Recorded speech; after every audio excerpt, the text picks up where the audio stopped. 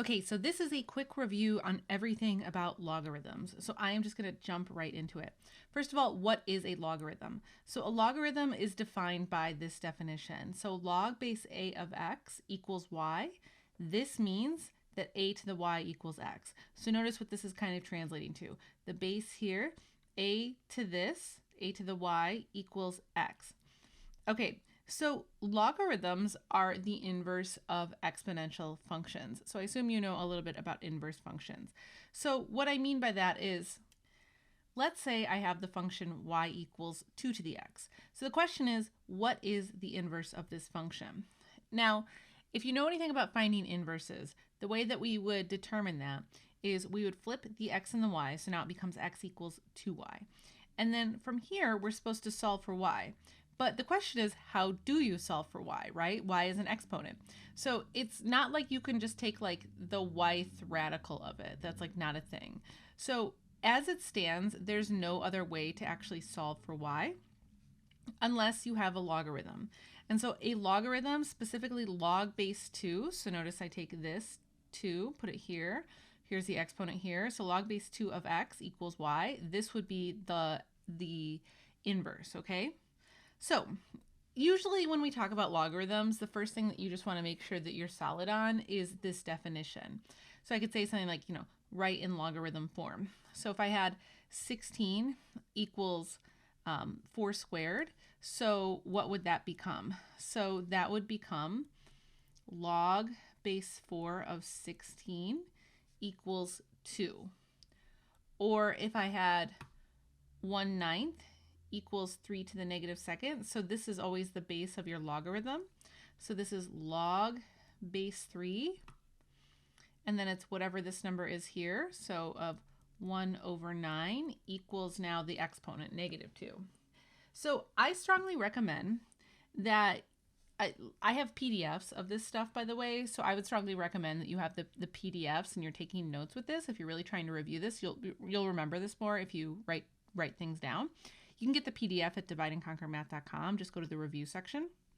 But so using this definition, I want you to write these two expressions here as a logarithm. So pause here. Let's make sure you're good on this before we move on. Hit play. So this is going to turn into log base 5 of 1 equals 0. And this other one is going to be log base 6 of y equals x.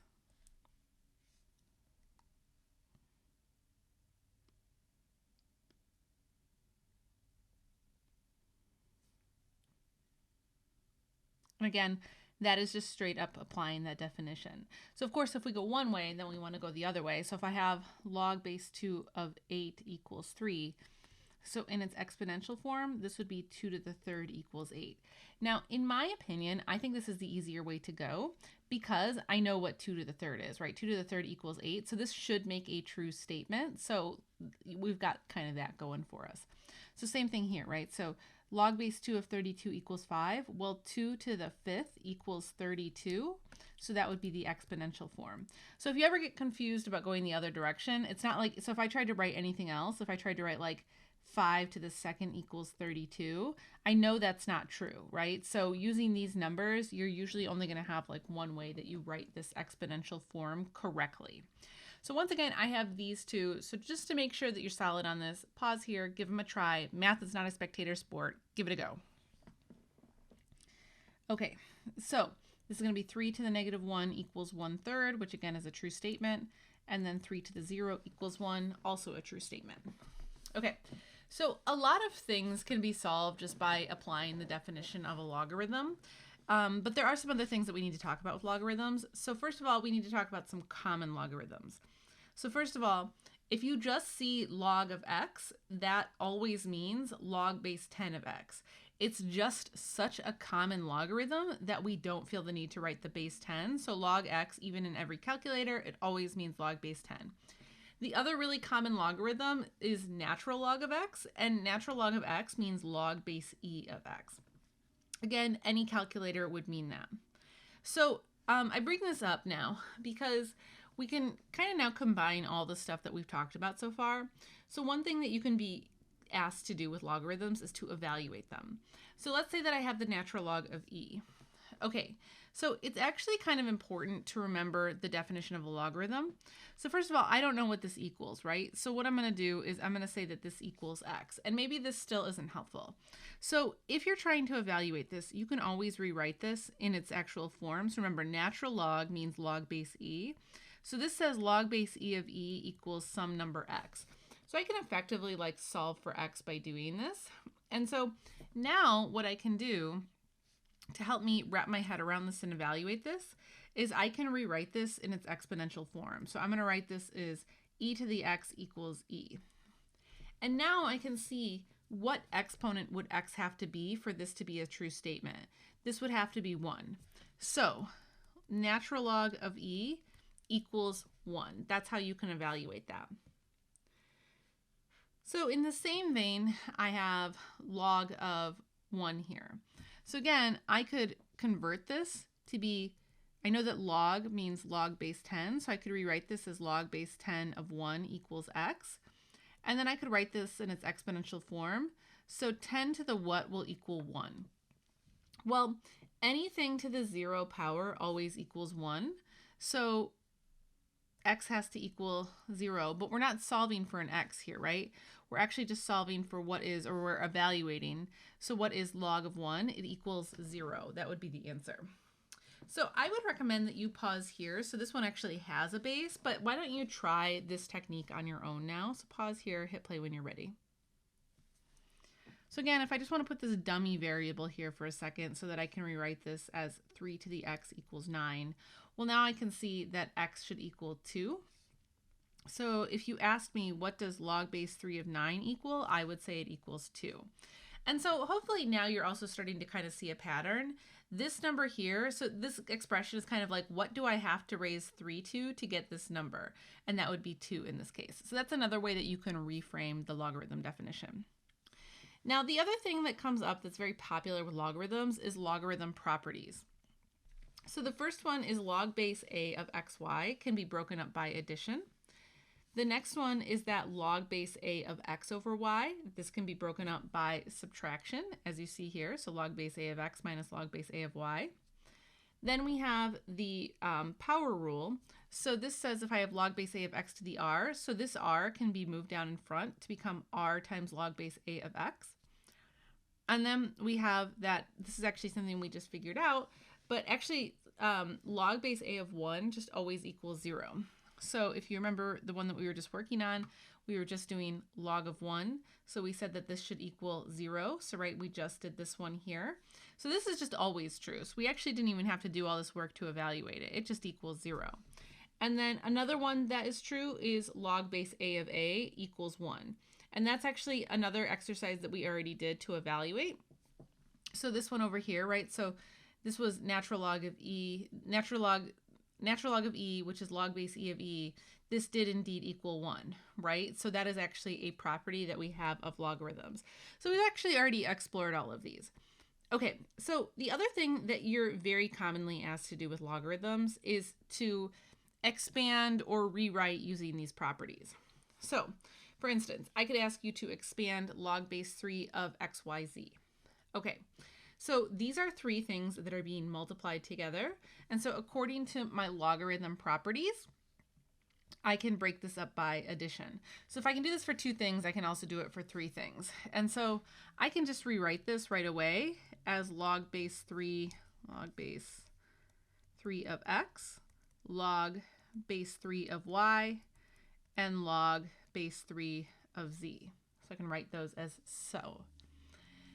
And here's another one. So I've got log base, or just log of x squared over y. So for this one, so I could go in pieces, I guess. So I could do log of x squared minus log of y. But then the other thing I can do is I can take this exponent and bring it out in front. So this becomes 2 log x minus log y. And so that would be that one fully expanded. So the next thing that I want to talk about, though, is I want to talk about how to make this a little bit easier. So let's say now that you've got a couple things in the top and a couple things in the bottom. So there is the longhand way to do this, and then there's kind of the shortcut to remember. So let's do the long way first. So if I wanted to break this up, I would break this up as natural log x to the 5th y squared minus, natural log of z cubed.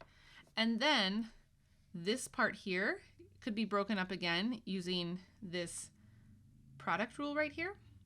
So I could break this up as natural log x to the 5th plus natural log of y squared minus natural log of z to the 3rd. And then I could bring all the exponents down in front. So natural log of 5 natural log of x plus 2 natural log of y minus 3 natural log of z. Okay, that is the long way to do this. I want to point out a pattern, though, that will make your life easier. So in this case, the thing that I always remember, anything that's in the top gets a plus sign. So you don't have to take these multiple steps. It's just if it falls in the top, it gets a plus sign. And if it falls in the bottom, it gets a minus sign. And you'll notice that, right? Positive, positive, negative. So that's just something to remember. If you go on to the extra practice problems, you'll notice that I use that there a lot. So I just wanted to point that out now. And so for this next one, so now I've got log base 3 of 3x. So for this one, actually, this is a little tricky. So I can break this up into log base 3 of 3, and then log base 3 of x to the 1/2, yeah. And so now you can see, right, so first of all, I had to rewrite the radical with a rational exponent. I am assuming that you are familiar with this, and if you are not, I do have videos on this, so you can just look up a video on rational exponents.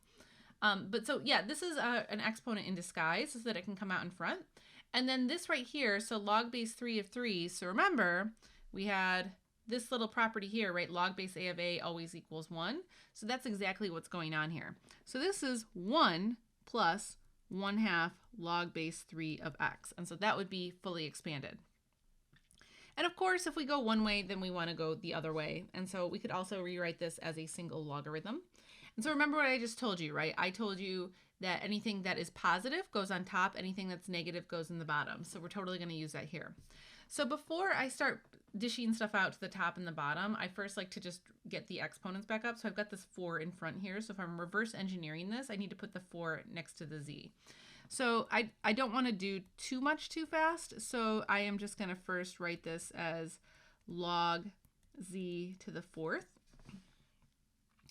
And now, so just the stuff that has the negative, this is the stuff that's going to go in the bottom. So I write this now as a single logarithm. So this is going to be log of x. X is the only thing that's positive. And then y z to the 4th. So boom, you can just rely on that. That's just how logarithms work. Okay, so that being said, I've talked a lot through a lot of these different examples. So I'd strongly recommend that here, maybe you give this one a try on your own. Just kind of combine everything that we've talked about so far. Give it a try, hit play when you're ready. Okay, so I am first just going to rewrite this with the proper exponents. So I am going to write this as square root of z. You could also write it as z to the 1/2, tomato, tomato, it doesn't matter. So now what's positive? These two things are positive, so they should go on top. This is negative, so it should go on bottom. So to write this as a single logarithm, this is going to be x y to the 5th over the square root of z. And it's just one single logarithm. Okay, and so we've got one more in this same vein. So once again, I want to encourage you just to pause and try this one and then hit play when you're ready. Okay, so first I just want to write everything with the right exponents. This will be log 5, log of 3 squared, and log of x squared. So if I write this as a single logarithm, this is going to become x to the 5th times, so what is 3 squared? 3 squared is 9, and then all of this over x squared. Now, I just went ahead and kind of plowed through this as if I wasn't paying attention to what's going on in the problem. Perhaps you had noticed that you could take 5 log x minus 2 log x. So if you did, you're going to not be surprised by what the final result is. So notice now I've got x to the 5th over x squared. So I can totally simplify this, right? So I can just subtract the 2 off. So this is going to be log 9 x to the 3rd. And that will actually be the final answer. So also, yeah, if there are things that you can simplify, then you should do that when you are simplifying or when you are doing these types of problems. Okay, so I am actually going to leave the video at that. I do try to keep these review videos shorter just to kind of go through some of the content, but you might feel like you need to see or do more examples to master this material, so don't worry, I have got you if you are in that situation. So all of my review videos come with practice problems. So this means that I give you a PDF of problems with an answer key. And then also I have worked out video solutions. So it's all free at divideandconquermath.com. Just go to the review section and use the content however you want. Remember, you can't learn math by watching a ton of YouTube videos only. You do ultimately need to practice it. So please feel free to use these practice materials in a way that will really help you master this material. And also, my review series has many other topics in it. Each topic includes a refresher video, practice problems, answer key, worked out video solutions, all that good stuff. So it is all organized at divideandconquermath.com. Just go to the review section. Everything is free. I got you. But otherwise, I'm going to leave it at that. I'll talk to you next time, guys. Bye.